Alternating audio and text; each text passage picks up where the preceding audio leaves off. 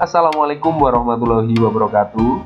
Pada video kali ini saya akan membahas materi mengidentifikasi informasi dan permasalahan aktual dalam teks ceramah.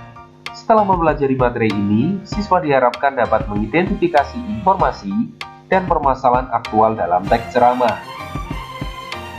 Kalian pasti pernah menyaksikan orang-orang hebat yang berbicara di depan umum, berorasi, atau menyampaikan gagasan di depan publik.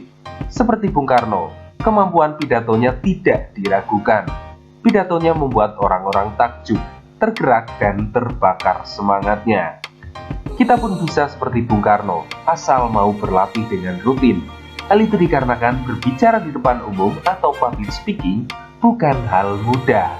Butuh latihan yang rutin dan jam terbang agar kita memiliki keterampilan tersebut. Ketika ada kesempatan tampil berbicara di depan umum, jangan ditolak. Manfaatkan momen tersebut untuk mengasah kemampuan kita. Salah satu jenis kegiatan berbicara di depan umum adalah ceramah. Kita pasti pernah menyaksikan atau mendengarkan ceramah, baik secara langsung atau tidak langsung, melalui media televisi, radio, dan lain-lain. Ceramah adalah pembicaraan di depan umum yang bertujuan untuk menyampaikan suatu informasi, pengetahuan, dan sebagainya. Mungkin kalian bertanya-tanya tentang apa perbedaan ceramah dengan pidato dan khotbah. Menurut Kamus Besar Bahasa Indonesia, ceramah adalah pidato oleh seseorang di hadapan banyak pendengar mengenai suatu hal, pengetahuan, dan sebagainya. Pidato adalah pengungkapan pikiran dalam bentuk kata-kata yang ditujukan kepada orang banyak. Khotbah adalah pidato, terutama yang menguraikan ajaran agama. Ada juga yang mengatakan bahwa ceramah adalah bentuk komunikasi yang bertujuan memberikan nasihat atau petunjuk. Selanjutnya, cermati perbedaan ceramah dengan pidato dan khotbah dari berbagai aspek berikut ini. Pertama, perbedaan bentuk komunikasi.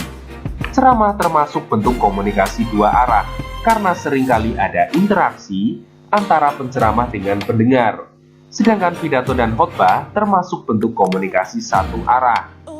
Kedua, topik atau pokok pembicaraan ceramah adalah keagamaan dan umum. Sedangkan pidato adalah umum dan khotbah adalah keagamaan. Ketiga, pendengar ceramah adalah umum. Begitupun pidato, sedangkan pendengar khotbah adalah kalangan agama tertentu. Keempat, ceramah bisa dilakukan di mana saja, sedangkan pidato biasanya dilakukan di forum resmi dan khotbah dilakukan di tempat ibadah. Kelima, ceramah dan pidato bisa dilakukan kapanpun, sedangkan khotbah biasanya rutin. Misal khotbah Jumat yang dilakukan secara rutin sebelum sholat Jumat. Selanjutnya, saya akan membahas tentang permasalahan aktual dan jenis informasi dalam teks ceramah. Menurut Kamus Besar Bahasa Indonesia, permasalahan adalah hal yang dipermasalahkan atau persoalan, sedangkan aktual adalah peristiwa dan sebagainya yang nyata, masih baru, atau sedang menjadi perbincangan orang banyak. Dengan demikian, permasalahan aktual adalah persoalan yang sedang marak diperbincangkan oleh orang banyak. Ceramah seringkali mengangkat permasalahan aktual yang berkaitan dengan agama, sosial, budaya, moral, dan lain sebagainya. Sebagai bentuk komunikasi, ceramah memungkinkan adanya transfer informasi dari penceramah kepada pendengar. Menurut Kamus Besar Bahasa Indonesia, informasi adalah penerangan atau pemberitahuan. Jenis informasi yang mungkin kita temukan dalam teks ceramah adalah informasi edukatif dan persuasif. Informasi edukatif adalah informasi yang menambah pengetahuan dan bersifat mengajari. Informasi persuasif adalah informasi yang bersifat mempengaruhi, mengajak, atau menghimbau. Berikut ini contoh informasi edukatif. Toleransi adalah kunci untuk mewujudkan kehidupan yang damai. Kegagalan adalah awal dari keberhasilan. Untuk menjadi sukses, Anda harus tekun, telaten, dan disiplin. Selanjutnya, contoh informasi persuasif. Cintai budaya lokal agar tidak hilang tergerus zaman. Lestarikan alam dan lingkungan di sekitar kita. Jangan mudah terhasut oleh informasi yang belum terbukti kebenarannya.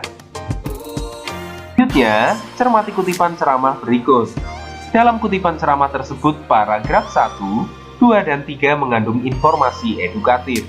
Salah satunya adalah kalimat, kesantunan berkaitan pula dengan adat pergaulan yang berlaku dalam masyarakat. Paragraf 4 dalam kutipan ceramah tersebut mengandung informasi persuasif, yaitu pada kalimat, sebagai orang tua, kita harus mendidik anak-anak agar memiliki kebiasaan berbahasa santun sejak dini, dan kalimat anak-anak perlu dibina dan dididik berbahasa santun. Demikian pembahasan tentang mengidentifikasi informasi dan permasalahan aktual dalam teks ceramah. Semoga bermanfaat. Terima kasih. Wassalamualaikum warahmatullahi wabarakatuh.